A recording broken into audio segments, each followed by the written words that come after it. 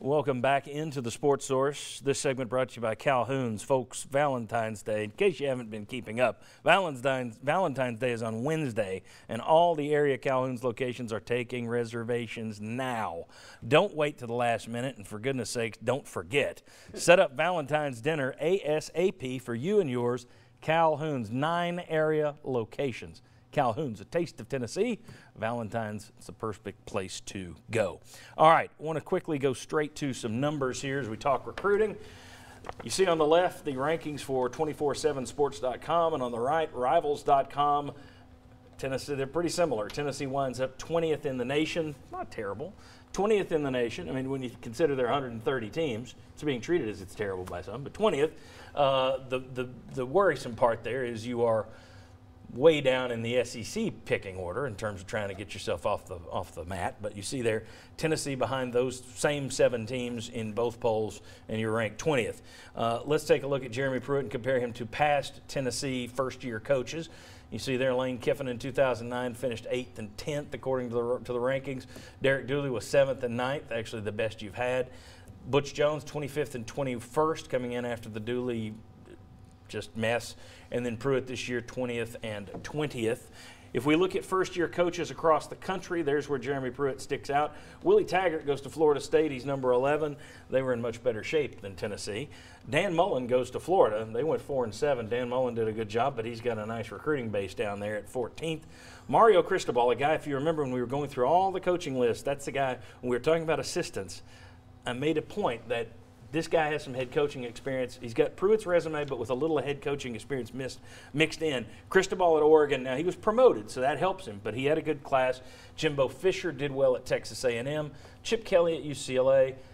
The one that I compare Jeremy Pruitt to is the guy he's right in front of, Scott Frost. Both those guys stayed with their coaches through the bowl games. Obviously, Pruitt stayed longer than Frost due to the playoffs. But Nebraska had a bad year. They've been down for a while.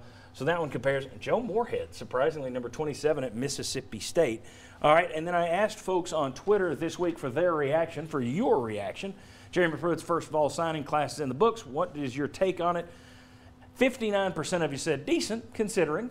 21% said, well, it's great after a 4-8 season. 15% said they got their hopes up too high. 5% said should have been better. We want to welcome in our other recruiting analyst, along with Josh Ward. We have Ryan Callahan here. Ryan, thanks for being here. We'll start with you and then Josh to chime in. Both of you guys do it for a living. You at GoVols 24/7, you at Sports Radio WNML. Good, bad, meh? How do you rank this signing class for Jeremy Pruitt? I think the decent reaction about what you would expect for a first-year coach. I think under these circumstances, first year of the early signing period, plenty of reasons not to expect a top 15 class this year. I think the fact that they got some good players down the stretch, especially in the early signing period, and end up in the top 20, I think it's about what you could expect. And Josh and I had a more optimistic look at this a couple weeks ago when it looked like Tennessee might get a couple big names, but also plenty of legitimate reasons they didn't finish with some of those big names. So I think top 20 about what everyone should have expected and kind of right in line with the typical first-year class for a new coach. They inked 14 guys in the early signing period. You only had 6 on signing day. There was some thought that they may go up to 22. There was talk at the end about 2 or 3 of those guys. Maybe they're giving out scholarships just to fill out some bodies and get some bodies over there. Josh, is it disappointing? Is it right on schedule? Where were you with this class? Well, I think it's a good class, especially when we consider what John said there just a moment ago. When you look at the nation, 20th is pretty good. Now, you also have to compare it to the SEC, which we just did there, and Tennessee drops down a little bit. I think also part of it is the narrative of Wednesday. Tennessee missed out on a bunch of highly touted players. Wednesday, the bulk of a lot of the players you probably feel good about were signed in December. If J.J. Peterson doesn't commit to Tennessee a month ago and announces on signing day that it's Tennessee, maybe that helps the narrative. So overall, I think the class is good for Tennessee. I think Wednesday was a little disappointing. You got to get the big names to look before you can get them to sign, but the problem for Jeremy Pruitt is he got a lot of big names to look. People got their hopes up. He couldn't get them in the boat. The fish were there looking, but they weren't biting. So everybody's like, well, you didn't get any of them. Well, I'll give him credit because we were saying 2 weeks ago, we got a lot of these guys to look sight unseen beforehand. They hadn't even been recruited by Tennessee. You didn't have much to sell coming out of an 0-8 SEC year. They got them to look, but it's funny. It kind of worked against you when you didn't get those guys. Some people were disappointed.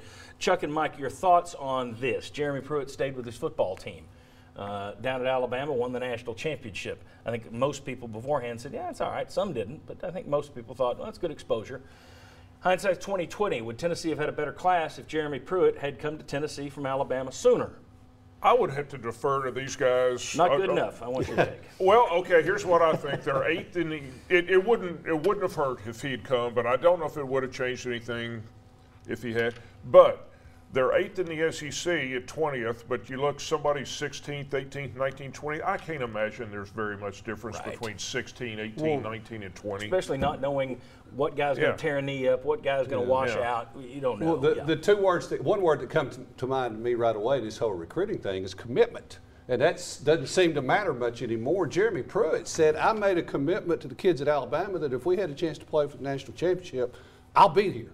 And I like that. And I think he should have. And the other thing wasn't his bonus like $273,000 if he was still the defensive coordinator and they won the national title? So, no, I mean, I don't think that had as much impact. The impact to me would have been on the early signing date, not the one in February. All right, quickly, yay or nay, would it have impacted it in a big way? I don't think so at all. In fact, I'll say this. Tennessee signed some guys and ended up being in the picture with some guys that they offered while he was working at Alabama. He's watching film and stuff at night, handing out offers, talking to guys. That time he was still working on Tennessee, so I don't think it really hurt. You agree? I agree. I don't think it would have changed anything. Okay, very good. We're going to talk more recruiting a little later in the show. Next, though, Jeremy Pruitt had a lot to say this week about just a lot of topics regarding the Tennessee football program. If he lives up to these things he's saying, it gives us a good idea of what the program's going to be like. We'll get these guys to react to some of the things he said. Come on back, we'll talk about the Tennessee football program in Jeremy Pruitt's words.